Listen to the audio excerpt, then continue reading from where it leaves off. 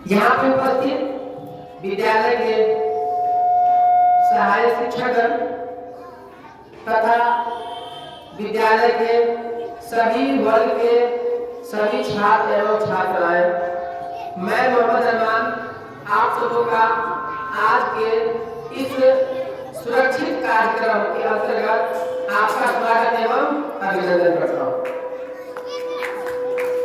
आज जो है जनवरी 2024 का प्रथम शनिवार,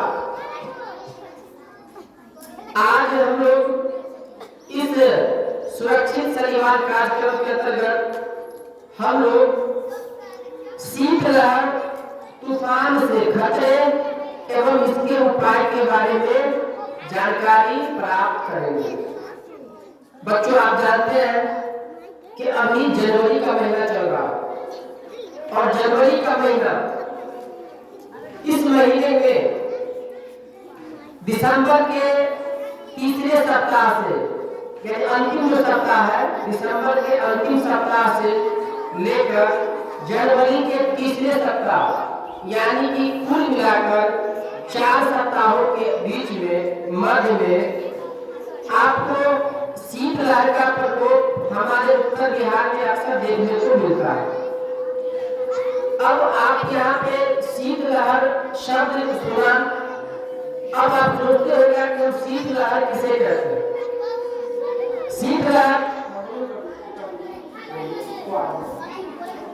शीतलहर जो होता है, ठंड के महीनों में जब तेज हवाएं चलने लगती है तो उसे हम शीतलहर होना समझते हैं। क्या अब ये शीतलहर आ चुका है? अभी आपके सामने में अभी हम लोग 2 दिनों से देख रहे हैं, अच्छी खासी धूप निकल रही है, तो इससे हमें लग रहा प्रॉब्लम नहीं होगा, मगर शीतलहर अभी खत्म नहीं हुआ, इनकी आने की प्रबल संभावनाएं है, क्योंकि जो शीतलहर का जो समय है वह समय तीसरे जनवरी के तीसरे सप्ताह तक बना रहता है। अब शीतलहर में क्या होता है, जब कभी मौसम जो टेम्परेचर है, वो टेम्परेचर का तापमान 7 डिग्री से कम हो जाता है, तो उसे हम क्या कहते हैं? शीतलहर कहते हैं। और अगर 5 डिग्री से कम हो जाए तब उसे क्या कहेंगे? तो बच्चा बताइए, उसे कहेंगे ग्रीष्म शीतलहर, है ना? अत्यधिक शीतलहर आ चुका है, गंभीर शीतलहर उसे कहेंगे। कौन सा शीतलहर कहेंगे? गंभीर शीतलहर। अब शीतलहर में क्या होता है, एकदम ठंडी हवा चलती रहती है, एकदम ठंडी हवा, और जब ठंडी हवा चलती रहती है तो हमारे बॉडी में क्या लगता है? ठंडा। yes. और जब ठंडा लगता है तो हमारे बॉडी में कंपन होने लगता है। क्या होने लगता है? कंपन। और कंपन होने के बाद जब हमारे बॉडी में ज्यादा मात्रा में कंपन होने लगता है तो ऐसे इसको कंपन कहते हैं, है ना? ऐसा होता है ना? यस। अच्छा, और ज्यादा हो जाएगा तो दांत कटकटाने लगता है,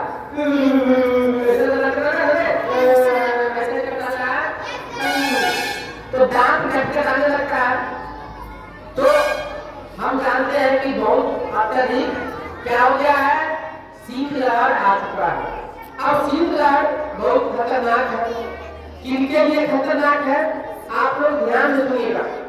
सारे बच्चे बात को समझ पा रहे हैं? Yes sir. मैं ऐसा करता हूँ कि आप जो बच्चे अभी बुक पढ़ रहे हैं, अभी बुक पढ़ने की आवश्यकता नहीं है, अभी आप इस बातों को ध्यान से सुने।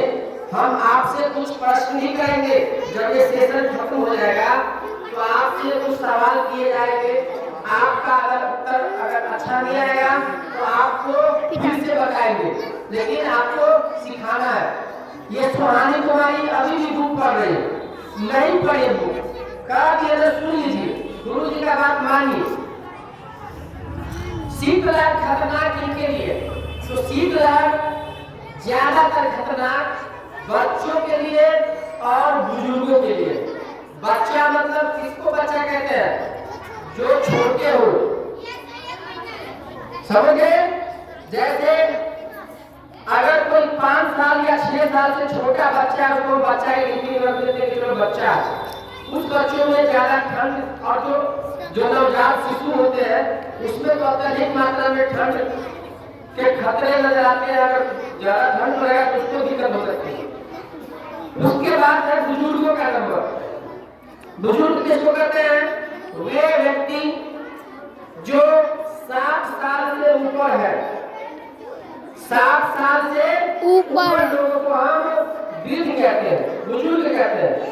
इसलिए उनको सरकार के द्वारा वृद्धा पेंशन मिलता है ना? आपके दादा को, दादी को, नाना को, नानी को मिलता होगा वृद्धा पेंशन। वृद्ध का मतलब बूढ़ा, बुढ़ापा आ गए तो सरकार उनको पेंशन देती है, इसलिए उसका नाम पड़ा वृद्धा पेंशन। अब उसमें क्या होता है?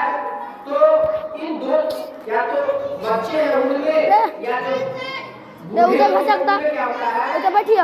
उनमें अक्सर सांस श्वसन जो करता है, हमारा जो सांस का जो अंग है, नाक हो गया, उसके बाद नली हो गया, फेफड़ा हो गया, जो श्वसन तंत्र है, श्वसन तंत्र, उसमें संक्रमण बढ़ने का खतरा होता है। आपको क्या होगा? देखते हुए आपके घर में अगर छोटे भाई बच्चे हो, भाई बहन होंगे तो उसको प्रत्येक 1 महीना पे पहले दिन सर्दी हो जाती है ना, नाक बहने लगता है ना, उसी कारण से खत्म हो जाता है। अगर उसकी इलाज नहीं कराई जाएगी तो धीरे धीरे वो नेटा बन जाता है, पोटा। क्या बन जाता है? अगर पतला पतला गिर रहा है उजलका तो हुआ नेटा, और पक गया, अब पीला पीला हो गया, वही हो गया पोटा। ठीक है ना? तो पोटा बनने के बाद भी अगर उसका इलाज नहीं कराया जाएगा तो वो हमारे उस बच्चे के सीने में बन जाएगा, कफ बैठ जाएगा, और उसके बाद उसको होने लगेगा क्या? खांसी। क्या हो जाएगा? खांसी।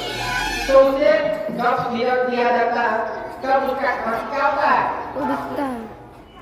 उसी प्रकार जो बुजुर्ग लोग हैं, बुजुर्ग को भी ठंडी के महीनों में अक्सर जिसको दमा का प्रॉब्लम होता है, जिसको खांसी का प्रॉब्लम है, जिसको फेफड़े में इन्फेक्शन हो जाता है, तो उसका दम फूलने लगता है।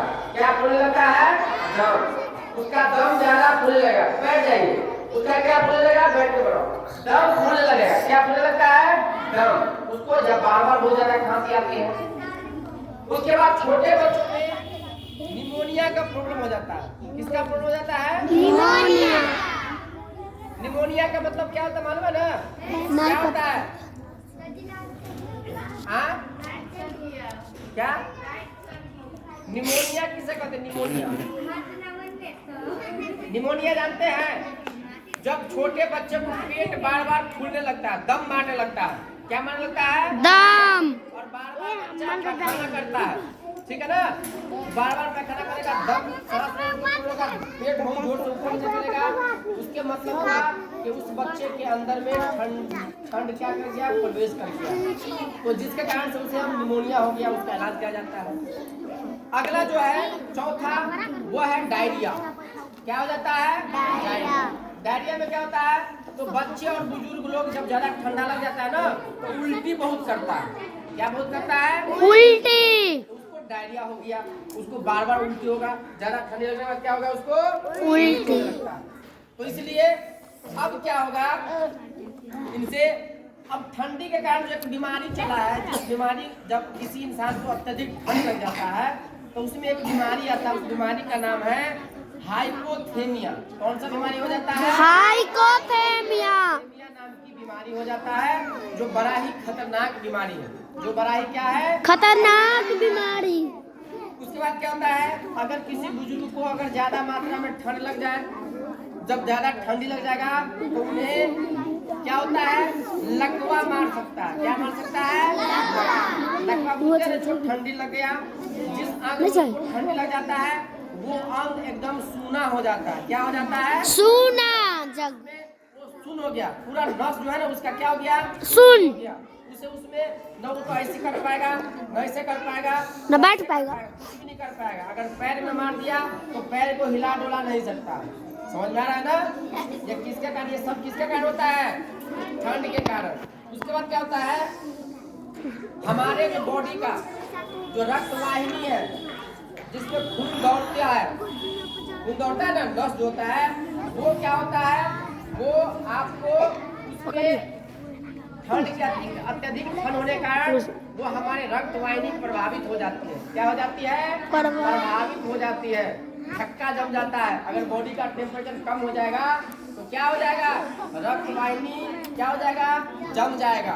उसमें जो रक्त वाहिनी रक्त होंगे वो मोटा पर, आप देखते होगा सर्दी में ठंडी के वजह से पानी कम पीता है ना। अगर खूब प्यास लगा तब इमरजेंसी में ठंडा पी लिया, नहीं तो मुँह हो गया, जब पिएंगे तो ठंडा लगेगा। तो ये सारी परेशानियां अत्यधिक ठंडी होने के कारण, शीतलहर के कारण आपके सामने। अब इसके कुछ बचाव भी दिए गए हैं कि चलो अब ठंडी को तो रोकना हमारे और आपके हाथ में है क्या।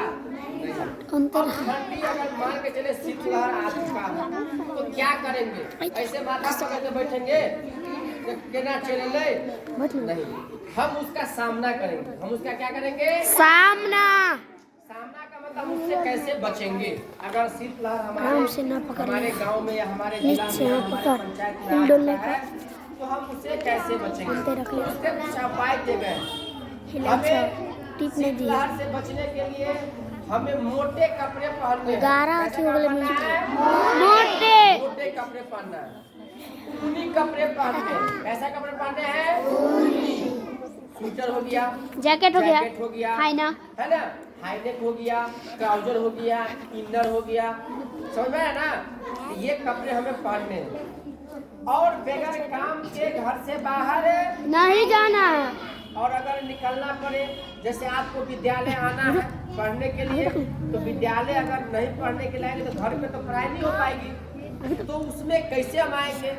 तो उसमें क्या करेंगे, हम जब भी घर से बाहर निकलेंगे तो जूता और मोजा पहनेंगे। क्या पहनेंगे, जूता और मोजा पहनेंगे, कान को ढकेंगे, उसके लिए हमें टोपी पहनना है या मफलर से कान ढक लेंगे, समझ गया, नाक ढक लेंगे, पैर को मोजा से ढक लेंगे, जूता पहन लेंगे, समझ में आ रहा ना। क्योंकि ठंड से बचने के लिए 3 चीज को ढकना बहुत जरूरी है। आप कितना भी जैकेट पहन लीजिए, ट्राउजर पहन लीजिए, इनर पहन लीजिए, मगर आपका कान खुला हुआ है, नाक खुला हुआ है, पैर खुला हुआ है, तो आप ठंड से नहीं बच पाइएगा। तो आपका रात में जब आप सोते होइएगा तो अगर पैर गड़बड़ा, हम जब सोते हैं सब लोग रात में सब लोग सोता है ना रे, कोई ऐसा बच्चा है जो रात में नहीं सोता है, फोन है